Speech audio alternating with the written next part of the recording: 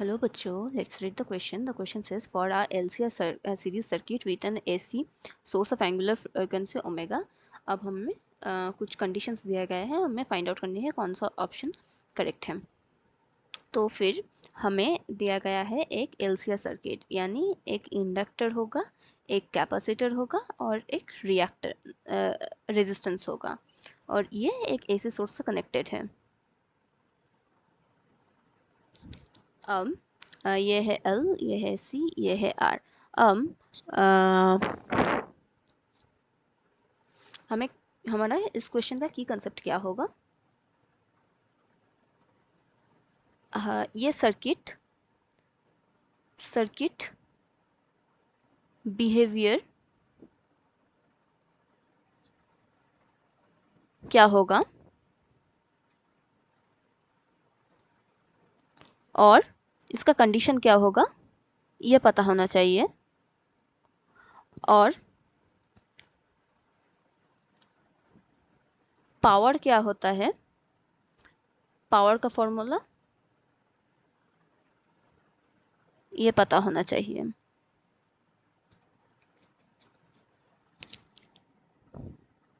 और power factor क्या होता है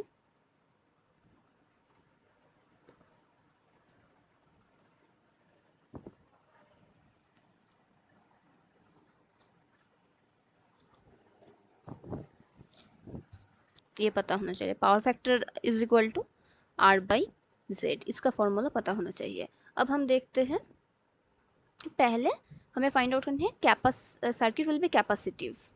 सो कैपेसिटिव कब होगा, कैपेसिटिव तब होगा जब कैपेसिटिव रिएक्टेंस इंडक्टिव रिएक्टेंस से ज़्यादा होगा. इसका मतलब कैपेसिटिव रिएक्टेंस 1/ωc ये ओमेगा एल से जब ज़्यादा होगा, यानी omega less than 1/√LC.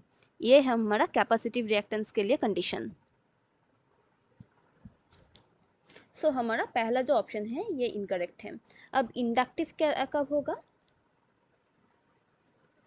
Inductive होगा जब XL XC से ज़्यादा होगा, यानी omega L greater than 1/ωc. ये कब होगा, जब ओमेगा ग्रेटर देन 1/√LC. सो इससे हम कह सकते हैं कि ऑप्शन बी भी इनकरेक्ट है. अब करंट लीड कब करेगा, करंट लीड करता है बस कैपेसिटिव सर्किट के लिए. करंट लीड वोल्टेज इन कैपेसिटिव सर्किट. सो यहाँ से हम ये कह सकते हैं कि कैपेसिटिव सर्किट के कंडीशन अगर ये है तो फिर ये वाला ऑप्शन भी इनकरेक्ट है. अब पावर फैक्टर क्या है, P is equal to R/Z. अब यहाँ पे बताया गया है कि ये यूनिटी होगा. तो यूनिटी कब होगा, जब Z और R इक्वल होगा. अब Z इम्पीडेंस का वैल्यू क्या है, √R² plus XL minus XC whole square. So इसका वैल्यू क्या होगा, 8 से इक्वल होगा. अब हम इसको स्क्वायर करेंगे तो फिर हमें क्या मिलेगा, R² equal to R² plus XL minus XC whole square. So यहाँ से हम देख सकते हैं कि XL is equal to XC. ये है हमारा कंडीशन, ताकि पावर फैक्टर यूनिटी हो.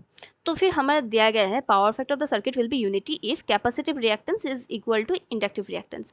सो हम देख सकते हैं कि ये ऑप्शन करेक्ट है. सो ऑप्शन C करेक्ट है. Hope you understood it well. Thank you.